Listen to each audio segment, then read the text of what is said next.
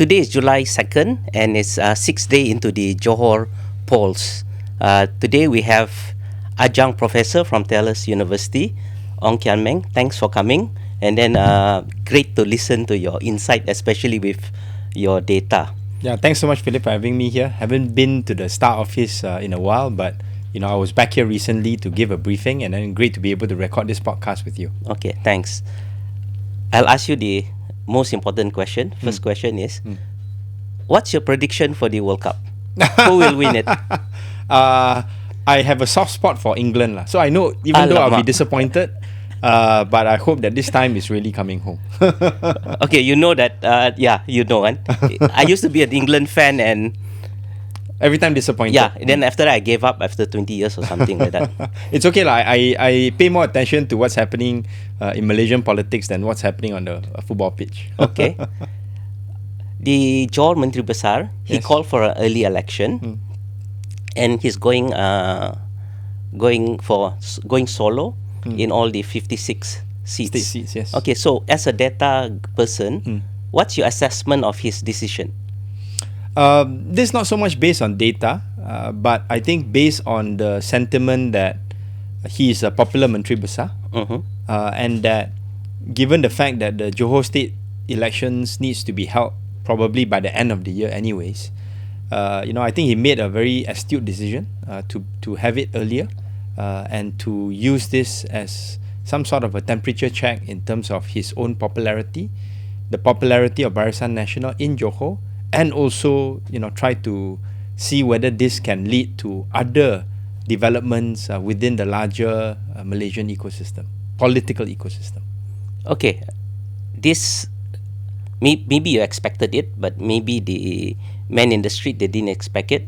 It is full-blown fight between BN and PH, which is in the same federal government. Yes. How do you think that the ordinary people see this, and how will it impact the Madani government? Okay, I don't really think that the average man on the street pays too much attention in terms of the individual attacks, lah. Because face it, most people don't pay as close attention to politics as we do.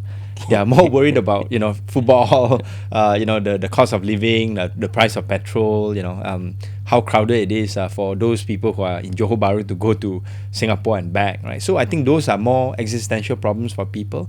But that being said, I think the tone was set at the Pakatan Harapan convention in Johor, where BN already announced that they were going solo, which was expected given the fact that there wasn't any indication that BN was going to work together with PH in the state elections, right? Yes. And then in that Pakatan Harapan convention, there were a lot of things that were said by Pakatan Harapan leaders that were is open attack on BN, on Hafiz, and I think that started the whole ball rolling.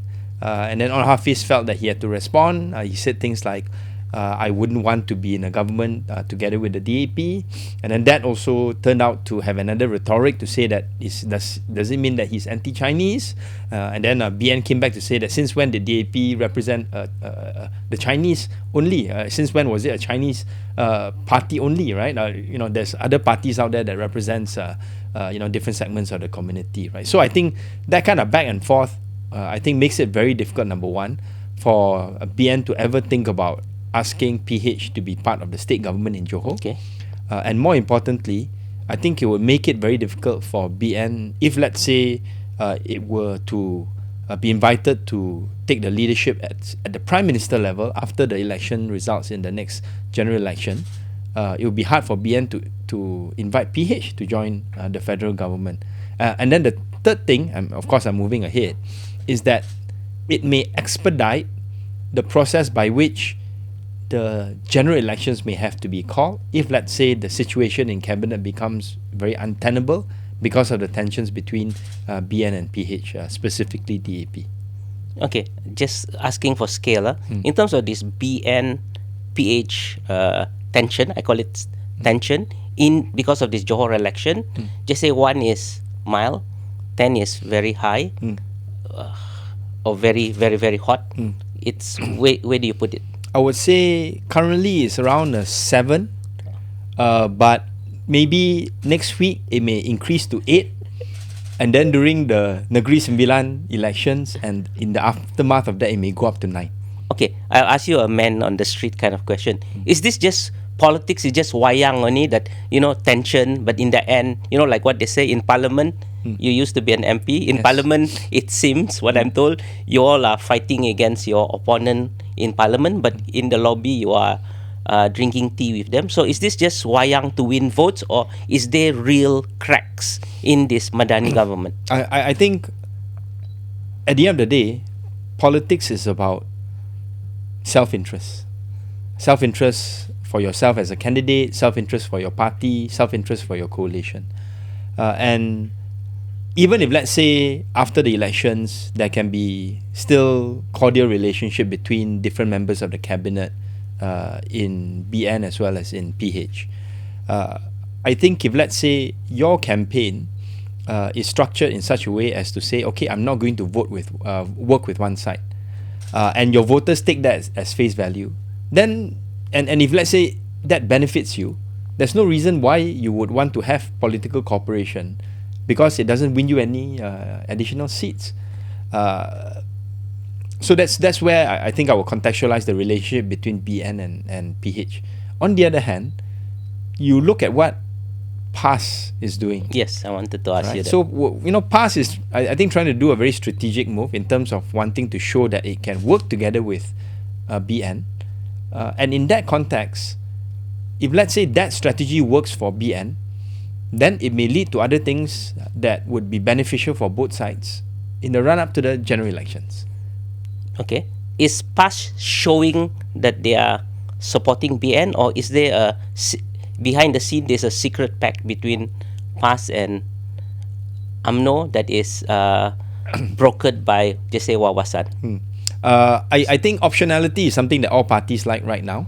Of course, sometimes some options are cut off from certain parties out of the action of their own leaders. But for PAS, I think is a clear rift with Bersatu. Yes. Okay. Wawasan has been invited in, and I think this is a prelude towards other modalities of cooperation and maybe even friendly competition in the run-up to the next general election. So you may imagine a situation where I don't think PAS will say, okay, I'm going to have no contest in all the seats that BN contests in, because that doesn't make sense. Similarly for BN, in terms of working with PAS as well, I don't think they will avoid multi-corner fights. But what may happen is that, okay, for certain seats where I acknowledge that you have a stronger candidate, you have a stronger incumbent, I may give way to you, and then in exchange you do the same for me in certain seats where I am strong. So similar kind of modalities, and I think it still needs to be worked out. We will have another window, another test case in Negeri Sembilan to see whether or not, let's say, UMNO responds by saying, okay, some seats where let's say PAS is an incumbent, I will allow PAS to contest in those seats without a BN candidate. So this is the kind of domestic political maneuvering that we will see more of in the run-up to the next general election. Okay, so from my understanding, it's still it's a dating process lah. They're exploring the inclination or the limits or what between UMNO and PAS. Since you bring up this dating analogy, I would say that BN and PH are heading towards a divorce. Hold on, BN and PH. BN and PH Okay. are heading towards a divorce. Okay. And then I think BN and PAS, they are, maybe before the dating process, just trying to size each other up. And then for PAS and Bersatu, heading towards a divorce. From my understanding, from talking to politician at the other side, when you say the other side, what do you mean? Oh yeah, Because nowadays, other side got a lot of other sides. Sorry. I only see it as very simple. Before this JB thing, mine was one side was the Madani government and the other side is opposition in Peninsular Malaysia. Okay. So, minta maaf. The other side, when I was talking to the other side, that is the opposition, what they told me is at the moment they just want to have a pact. The one that who will be PM is Belakang Kira. It is on that night. And plus, the decision is not theirs also. Correct. It depends on certain factors, and then a person can become PM. So it looks like the self-interest has nothing to do with the whether that person can become PM or not. It's more like how many seats we can win, and it's actually a number games, I see. And then I think the other side, just say for UMNO, they feel that they will get more seats from a particular electoral pact. So maybe it's not PM. PM I think is big question mark, and then Yeah, but the self-interest part would be in terms of the self-interest of the parties and the individual leaders who are within the party. So for PAS, I think it will be having access to the federal government. That would be the priority. So they will want to be in a position where they can work with whoever can form government with them, so that they can have access to federal positions. I think for BN the game is different, because they've always had access, except for a very short period of time, to the federal government, right? So then the question would be, how can we have a situation where we would be able to do better than what we did after GE16, right? And the first step would be win more seats, maybe even win more seats compared to PAS, and then use that as a bargaining tool to see what can develop after that, leading to my own hypothesis. Okay, we go back to Johor. Okay, what are the key themes or issue that you see? Now we are into the sixth day. Yeah. What do you see? I think BN has the momentum, and rightly so, because they are the incumbent state government. They've also released their manifesto, and 2 days after, if I'm not mistaken, 2 days after the campaign started, and it's something that they've been preparing for quite some time. They definitely mobilized the resources of the state government to get probably consultants to prepare based on the track record of On Hafiz. And generally speaking, I think the campaign narrative is one that's positive, trying to bring Johor forward. On the other hand, when I see the PH campaign, and I've given some time to for PH to menampil ke depan, to show itself, I've actually not seen anything very new or positive or progressive. So, for example, has PH released their manifesto for the state government? If let's say or for the state, I thought they said they will do it soon, kan? Yes. Yalah, soon lah. But Philip, you've been covering elections for far longer than me. If you release the manifesto, let's say this weekend, you have one week of campaigning to go. Do you think the message can go down to the ground? Do you think you can even communicate what is the content of the manifesto to your own candidates?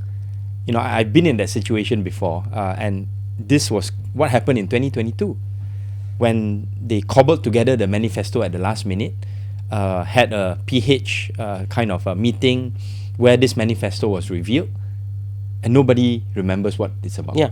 Right? So, to me, this is clearly a missed opportunity, and also a reflection of the capability of PH at the state level. Remember, all this while, you have ministers, deputy ministers from Johor itself, from PKR, from DAP, from some leaders from Amanah, but they've never managed to mobilize those kinds of resources, those kinds of know-how to translate into something as simple as a manifesto. Right? So to me, I mean, it's one big blank mark lah. That may not matter to the man on the street, but I think in a situation where BN already has that advantage, it is a glaring gap that not just people in Johor would observe, but people in other parts of the country that are observing political developments would take note of. Yeah, but some people say that I think Dr. M, manifesto bukan kitab. Yeah. So yeah, but I think in a context where people are looking for leadership, people are looking for narrative, people are looking, okay, you have governed at the federal level. If let's say you want to make progress in the state level, and you can't say, I want to be I only want to be a strong opposition in the state. I mean, that is not what people are expecting from Pakatan Harapan. They want a credible alternative to the Barisan Nasional to govern the state. Right? So in that context, I think this becomes an issue where I think people will pay attention to. So that's number one. I think second thing is, what I've noticed in the first week of campaigning, and I may get in trouble with some of my party leaders for this, is that, okay, On Hafiz is the poster boy for Barisan Nasional in terms of the campaign for Barisan Nasional. Who do you think so far is the poster boy for Pakatan Harapan? Oh, I answered that question. For me, when you look at it, the way he behave, and then he's like taking things like Grabbing the bull by its horns. I think it's Mazli. Okay. Mazli. Yes, Yeah. yes. When you look at him at Wangsa Putri, isn't it? Putri, Yeah. yeah. Yeah, he looks like he's the candidate. I mean, he's the only one menonjol. Although when you look at it, it looks like the past guy is not the past guy. The Amana guy is supposed to Aminu be Huda, yes. more. But he's not even contesting in the state seat. That's the Yeah. the PH chief. Yeah, that's the sad thing for him lah. But for me, the answer is him. But whether I think they've managed to box him actually into a Caricature. Yes. So he doesn't. I think he's the poster boy, but it's just that the messaging is not there. But there is no announcement on the part of PH that he is the MB designate or the MB candidate. And the reason is because, I mean, I'm speculating from my experience in Pakatan Harapan, is that there is no consensus in terms of who will be the MB candidate for Pakatan Harapan. For these kind of big decisions, you need to have Pakatan Harapan in Johor agree, and then bring it up to the Majlis Tertinggi at the federal level, and I don't think they can agree. And I think in the 6 days of campaigning, I'm not quite sure. Mazli is a friend, but I'm not quite sure what his main thrust of his campaign. He's been criticized, for example, driving in his car, saying that the road is bumpy, and how come the state government didn't fix it. And then he was called out. People are saying that the road is actually a federal road, right? So when you have these kinds of things dominating your own narrative in the state seat that you're contesting in, it doesn't give people confidence that you are the MB designate lah. I would throw one suggestion to you lah, which is, other than Mazli and also On Hafiz, there's another personality that has featured quite strongly in these elections, who is the second poster boy for Barisan Nasional. Can you guess who this second poster boy is? That's a very good question. Huh? It didn't appear in your radar, right? Yeah. I will propose to you, and maybe to the listeners. Yeah, this is interesting. The second poster boy for Barisan Nasional is none other than Ong Kian Ming. Oh, you're talking about poster boy? Yes, Okay. yes, poster boy in the sense that he's being featured in a lot of BN posters on Facebook and other social media. Okay. Why?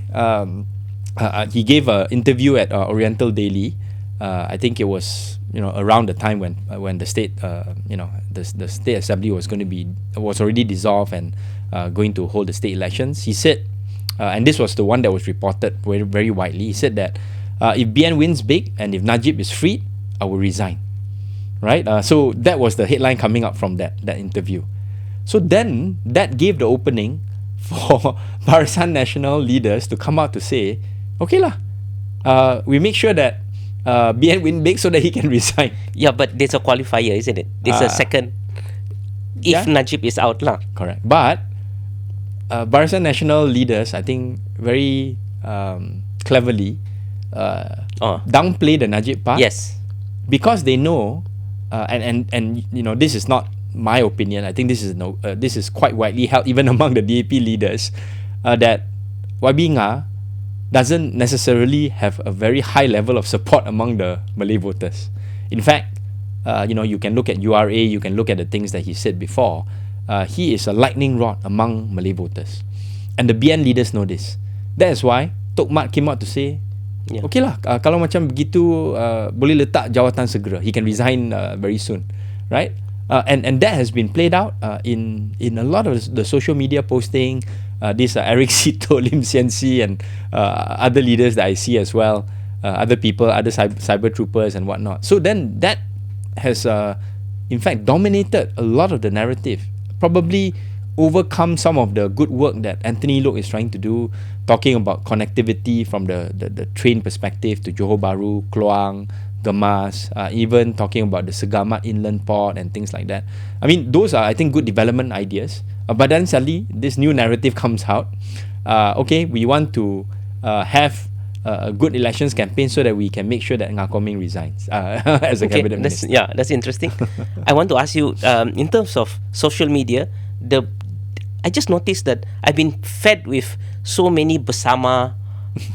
It's very yellow. Whenever I go through TikTok or even Facebook Reel, so it feels like they're quite dominant. So they have 15 candidates, and then they're very new, less than just say 50 days.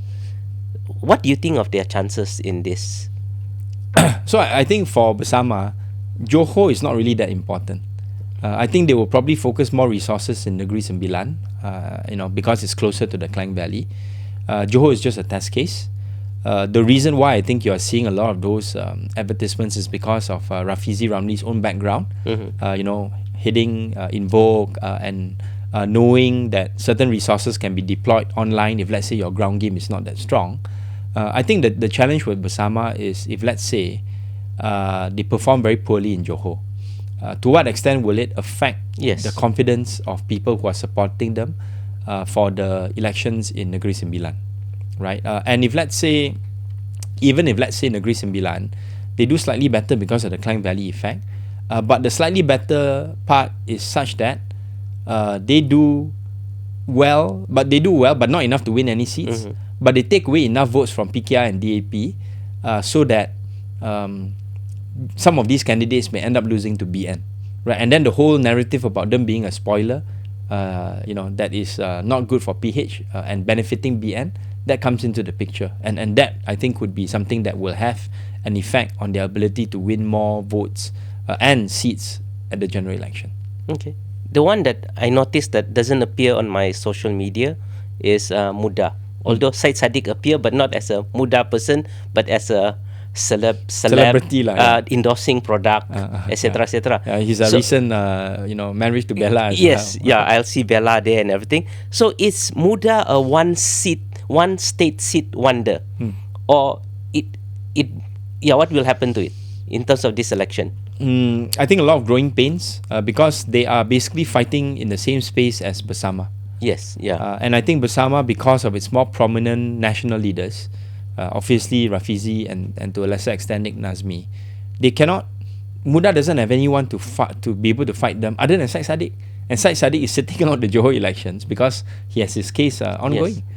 So the current leader Amira, I think she's a very hardworking person, but doesn't have the same kind of stature, national stature as Rafizi or Syed Saddiq. So it may be a difficult ride for Muda, not just in Johor but for national. Okay. But can they keep their one and only state seat? I don't think so. Oh, okay. I don't think so. Yeah, I think the new candidate won't lose her deposit, but it's likely to be a PH or a BN seat.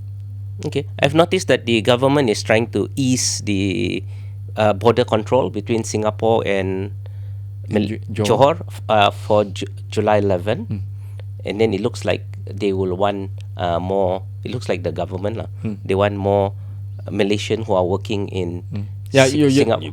Clarify. Looks like the government means federal government. Yes. Correct. Federal government wants more. More people are working in Singapore to come back. So what's the impact of these voters? What's in their mind? Okay, so good question. I think the general impression or the assumption on the part of the federal government, and this is mostly on the PH side, is that these outstation voters will come back and they will support Pakatan Harapan. But I think there is the likelihood of something interesting happening, whereby maybe a majority of them will still support Pakatan Harapan, but that majority from 95% supporting PH in the last general election may drop to, let's say, 60%. Okay. And that difference of 30 to 35% may be sufficient for Barisan Nasional to win some of the marginal seats. And I point to the example of Sabah, where in Kota Kinabalu, I don't think DAP expected to lose the two state seats there. Maybe you have a different point of view, but because a lot of the outstation voters coming back in, they were undecided right until the last moment, and then in the end they wanted to teach PH and DAP a lesson. I'm not quite sure the same kind of phenomenon will happen in Johor, but the possibility is there. My good friend Liu Chin Tong, Peling. Peling, but he's not standing there. He's been talking about black swan events lah. I think a black swan event may be that the outstation voters will come back, and enough of them would vote in such a way as to teach Pakatan Harapan a lesson. Okay. Or they will teach. There's a chance of that black swan so-called event happening. Okay, interesting. Okay, I got two more questions. What's your prediction of the Johor polls? I actually did a projection before the announcement of the candidates, and I gave 3 scenarios. Scenario 1 was more pro-BN, the most likely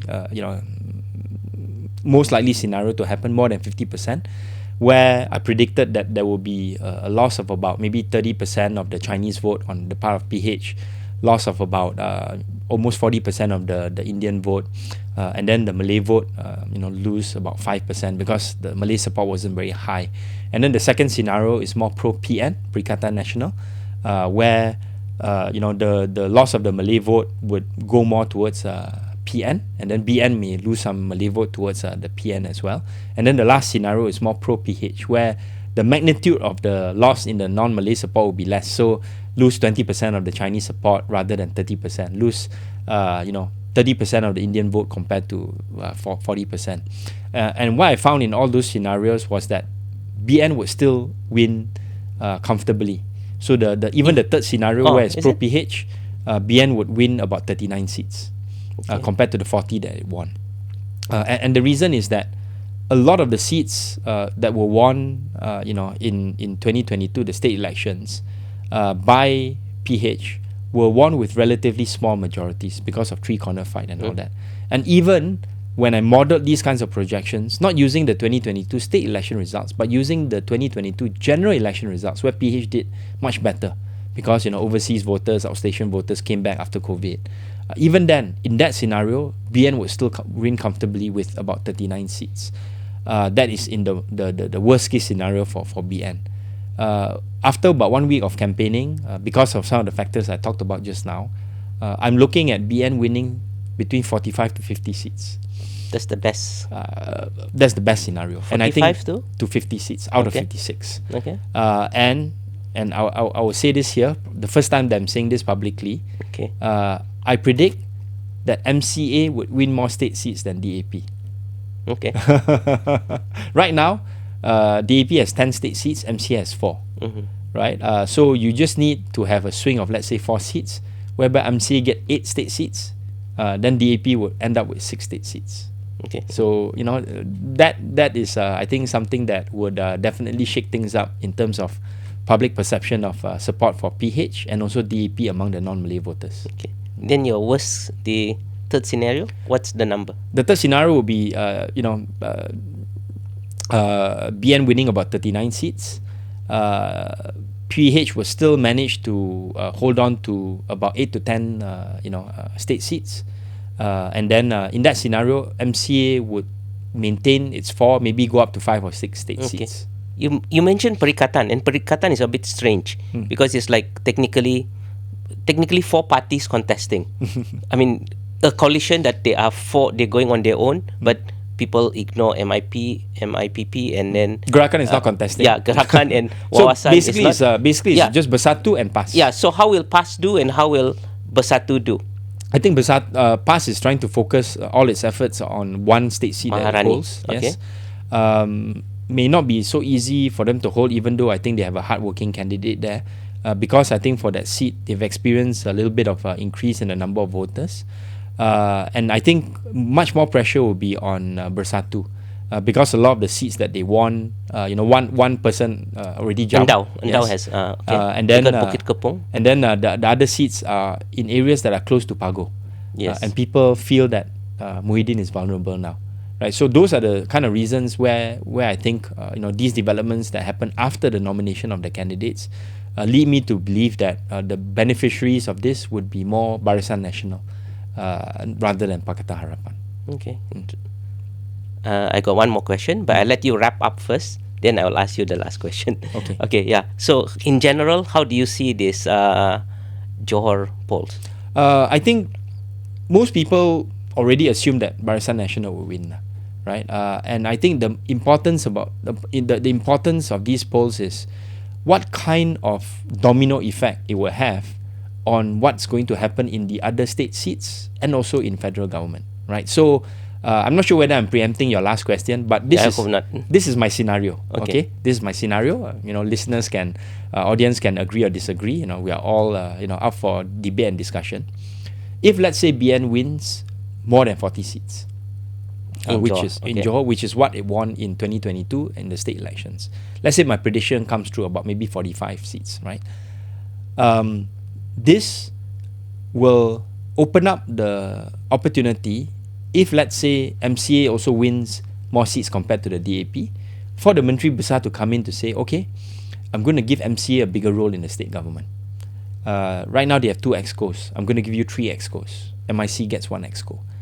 And maybe some of the nominated aduns, will also appoint some MCA leaders in there. That will give a signal to the non-Malay voters in Negeri Sembilan Okay. to say that, look, if the tide is turning, you better make sure that there are some non-Malay representation in the state government. But you just need 1 or 2 decent younger candidates for the party and the BN to focus on, and that may be enough, together with maybe cooperation with PAS, for the Malay voters to switch towards BN and to a lesser extent to PAS. That may be enough for BN to win back control of the state government. 16th of August, there's also an important event happening. Oh, yes. Which is the DAP Special Congress. Okay. In a context where DAP and PH does badly in these 2 states, including losing Negeri Sembilan, I think there's a more than 50% chance that the DAP delegates would vote for the ministers and deputy ministers of the DAP to resign from government, but still support the Madani government as backbenchers. Around the same time, UMNO will also have their General Assembly, Okay. whereby I think they would have that kind of momentum and they will say, look, we're going to go solo in the next general election. In that context, how sustainable or stable do you think the federal government is? My sense is that it will not be that stable, and that there will be other moves and push for the government to be dissolved. Not because Anwar wants it to be dissolved, but he may be forced to dissolve government because he may not have enough support and not having a functioning cabinet because of the loss of the DAP leaders, that he may be forced to dissolve parliament before the end of the year. Okay, that was my last question. Okay, you've answered my last question. With that, thanks so much. Thank you for Thanks having for me. giving us your insight. We'll see you on July 11. Thanks, everybody.